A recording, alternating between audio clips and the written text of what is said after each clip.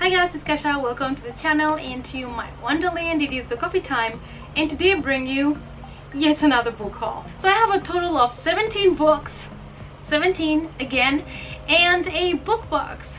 If you follow my Instagram, you've already seen this book box because I was so excited about it. I absolutely love the Lunar Chronicles and I got the hardcover edition. So basically when I started reading the Lunar Chronicles, I didn't know if I was going to like it. Silly me.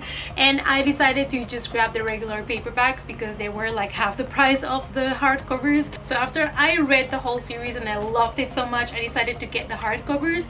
But if you would buy the book separately, it would be like 20 euros per book. And then I saw the super deal from the UK where you could get the whole box for 30 euros. And I was like, hold on, wait a minute, hold on to your horses. So needless to say, I got the box and I'm so in love with it. I'm so glad that I did it.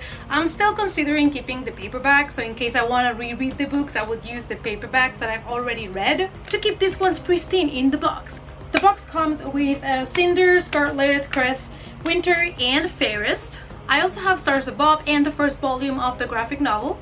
The box on the back just has the spines of the books, and here we have Luna.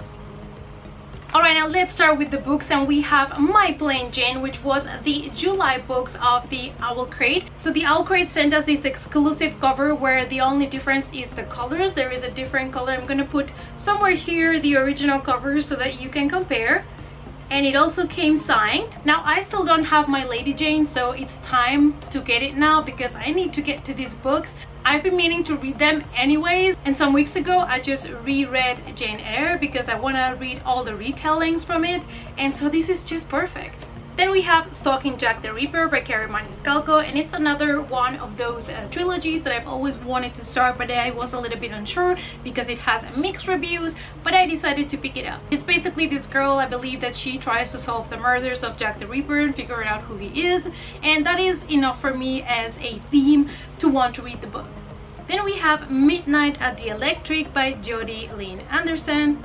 It is Kansas 2065 and Adri has got one of the few tickets to live in Mars. Before she goes there, she discovers a diary of a girl that used to live in her house before. It is about a girl that used to live in her house 100 years ago, and there's where all the mystery starts. It sounded good, so I'm gonna give it a try. Then we have Brain on Fire by Susanna Callahan, and this has become one of my favorite books of 2018. I already know it's going to be on my top 10 because I enjoyed this book so much. I loved it so much. If you want to hear a true story and written by the person who had the experience, this is amazing. I totally recommend it to you also if you like things that have to do with brain and illnesses, like weird illnesses, and trying to figure it out what's wrong with you. And there's also a movie on Netflix. Sadly, the movie, it's not as good as the book. It's not as intense. It just fell flat for me, the movie, and I really wanted to love it because Chloe Moretz plays Susanna and I love her as an actress. I mean, it's not her fault, her acting was awesome, but just the movie, the way that they did it, it was not strong enough. Then we have The Help by Catherine Stockett, and the thing with this is I'm not really sure what it is about. I believe it's about racism and the help being always the black people and people of color.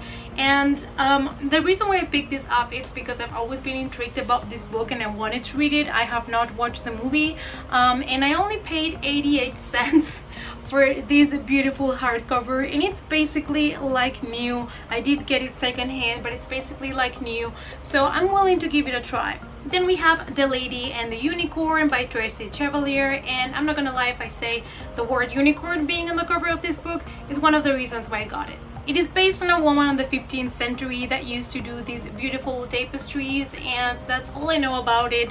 It's another kind of like historic novel, and I do not read enough of those, so I decided to pick it up. Then we have a sort of a Alice in Wonderland retelling, and that is Through the Shattered Looking Glass by M.L. Crane. And it is about Alice and her nightmares, and it is like a really dark approach on the story, so I'm super excited about because I love when they take Alice in Wonderland and make it really dark. Then I have Everything That Makes You by Mariah Maxday, and I've seen people getting this book lately, and I decided to pick it up also in Amazon because it was only, I believe, €3. And it is about this girl that got some scars. I don't know if it was on a fire, and then so half of her face she has these scars, and it is about how she deals with that and how she lives with that. And I thought it was really interesting and something that I have not read about, so I picked it up. Then I have When the Moon Was Ours by Anna Marie McLemore. One of the reasons why I picked this one up is because everybody has been recommending The Weight of Feathers, and this is magical realism, and I've only heard good things about this author, so I decided to pick one of her books and give it a try. Then I have Death Struck Year by Makila Lucier, and it is based in the 1980 flu pandemic, and it is about a girl that has to be quarantined in her boarding school while the Spanish influenza is out of control, so I thought it was an interesting topic and I picked it up. Then I have The Wanderers by Kate Orman, and it's basically about kids that are shapeshifters and work in a circus. So everything that I love, and I hope it doesn't disappoint me. Then I have Through to You by Emily Hinesworth, and I picked this one up because it was a thriller that had good reviews. It is about a guy that loses his girlfriend, and then he kind of starts seeing her, and he thinks at the beginning it is a ghost. So we will see, because with thrillers there's always a hit or miss. Then I have Devil in Ohio by Dalia Pulatin. We find a 15-year-old girl, and she goes back home and she finds this really weird, creepy looking girl sitting in her home. Apparently it's a patient from her mom. Her mom is a psychiatrist, and that's all I know. Plus the cover is stunning and I want to read more horror stories, so I picked it up. Then I got two books that have been praised by Stephen King, and those are Brood and Breed by Chase Novak. So basically it is this family that cannot have children, and they have tried everything, and they decide to go to Slovenia and they undergo a really weird treatment, and they finally are able to get kids, and they get two kids. They get Adam and Alice, but everything is more terrifying than they thought. So it's kind of like a horror story, and it also has to do with creepy children, which I love, and Stephen King says it's good, so I'm just gonna give it a try. Then I have The Last American Vampire by Seth Graham Smith, and I already had a book from him, which is this one here. It is Abraham Lincoln Vampire Hunter, and I still have not read it, so that's why I got one more book from him, because I have not read the first one.